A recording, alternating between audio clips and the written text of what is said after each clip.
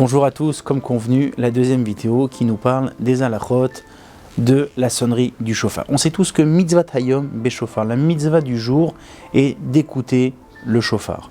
Donc il est très important que chacun écoute le shofar. Lorsqu'on parle de la sonnerie du shofar, certains pensent que écouter le shofar, c'est écouter seulement quelques sons. J'ai entendu un petit peu de loin, j'ai entendu un petit peu, donc ça marche. Il faut savoir que lorsqu'on parle de la sonnerie du shofar, c'est une mitzvah minatora. D'accord ? Et donc on doit véritablement la faire convenablement pour être quitte de cette mitzvah-là. La première chose, celui qui sonne le shofar, et celui qui écoute, celui qui sonne doit penser à quitter, celui qui écoute doit penser aussi à s'acquitter. Le premier jour de Rosh Hashanah, on a l'habitude de faire deux bénédictions. On va à la choule, on fait deux bénédictions, l'ishmoa kol shofar et la bénédiction de Shechianu. Le deuxième jour, certains, les Sfaradim, ne font pas la bracha de Shechianu à nouveau. Par contre, les Ashkenazim ont l'habitude de faire la bénédiction de Shechianu. Donc, ce qu'il faut savoir par rapport aux sonneries du shofar, les sonneries se partagent en règle générale en trois. Les premières s'appellent Tekiot des Meyushav, les sonneries assises. Pourquoi ? Parce qu'on peut éventuellement s'asseoir lors de ces sonneries-là. Alors, on a comme coutume de se lever, mais d'après la halacha, on pourrait éventuellement s'asseoir. Ça, ce sont les sons du shofar juste après la kriyat Torah, juste après qu'on a écouté la Torah, on a l'habitude de faire ces sonneries du shofar.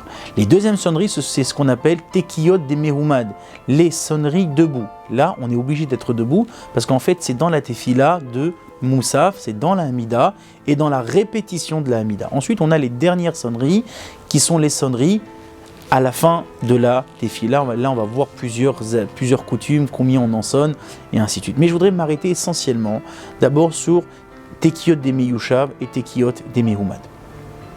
Lorsqu'on parle de sonnerie du shofar, encore une fois, et là je parle à celui qui sonne, ce n'est pas seulement de sonner du shofar et de faire les sons, mais c'est véritablement savoir combien de temps doit durer chaque son.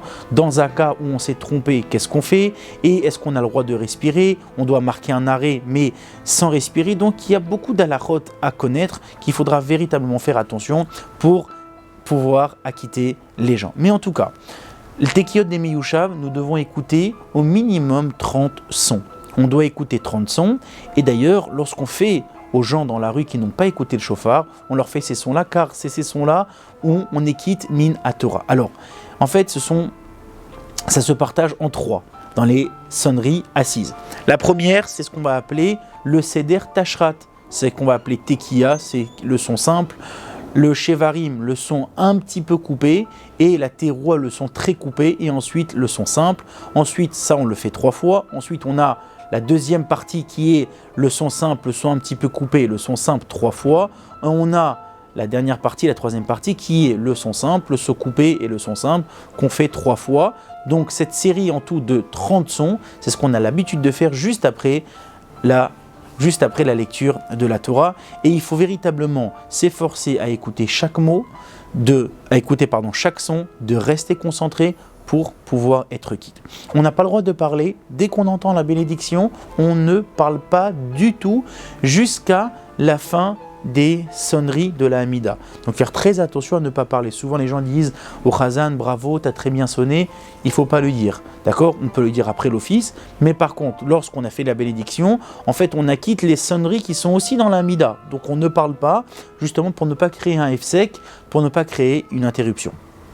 Donc, ensuite, une fois que ces sons-là ont été finis, bien évidemment, comme la halakha le demande, on passera à la prière de Moussaf, on rangera les sifrei Torot, on range les séfers à leur place, et donc on passe à la Hamida de Moussaf. Lorsqu'on passe à l'office de Moussaf, à 3 endroits, nous allons nous arrêter et on va sonner au shofar.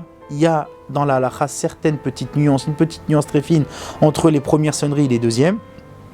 Ensuite, dans la répétition aussi, nous allons encore une fois sonner du shofar. Et après, comme je vous dis, il y a l'étape de la fin, les derniers sons qu'on a l'habitude de faire après l'office, et chacun en fonction des coutumes qu'il a. Mais en tout cas, véritablement, faites attention, Rosh Hashanah, de bien écouter les premiers et derniers sons. Si une personne est rentrée dans l'office, n'a pas écouté tous les sons, qui demande au rabbin est-ce qu'il est quitte ou pas de ce qu'il a écouté. Il dira au rabbin à quel moment il est rentré pour être sûr qu'il soit au moins quitte des sons qui sont mis à Torah, que la Torah demande à la première partie qu'on fait juste après la lecture de la Torah. Donc véritablement, c'est la mitzvah du jour. La mitzvah, ce n'est pas manger la pomme dans le miel.